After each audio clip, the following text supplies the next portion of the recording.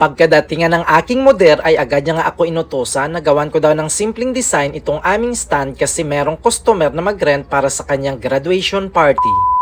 Mapagpalang araw sa inyong lahat mga kapetals at ito ulit si Mark ang inyong seryosong florista dito sa gitnang silangan. And for today's petal serye dahil sa graduation season ngayon kaya gagawa tayo ng arrangement para sa gumraduate na anak ni Madam. Naka-standby na nga itong aming stand at nailagyan ko na ng floral sponge para pag merong customer na mag-rent lagyan na lang natin ng bulaklak. Na-designan ko na nga dati itong mga kapetals pero nang dahil sa iba-iba din ang kanilang gusto kaya pagkatapos ng kanilang okasyon ay pinapatanggal na nga ito ng aking moder kasi gusto nila ibang disenyo naman ang kanilang makikita. Ang bulaklak na gagamitin mga kapetals ay artificial flowers and small touch of greens kasi yan ang gusto ng customer. Nang maitoso ko na nga itong hydrangea ay nag-request pa nga itong aking moder na maglagay pa ng konting touch ng rose at mag-add-on pa ng salix. Kaya sabi ko sa aking moder na relax lang kasi hindi pa nga ito tapos at niremind niya pa nga ako na baka makalimutan ko daw ang balloon kasi yan ang request ng customer. At sakto nga din nang patapos na nga ako sa paggawa nitong arrangement ay biglang dumating ang customer kasi kunin na daw niya kaya sabi ko naman saglit lang kasi kunting retouch na lang. Kailangan mo talaga maghabol mga kapetas lalo na pag merong on the spot na order kaya hanggang dito na lang, maraming salamat, see you next time, bye bye!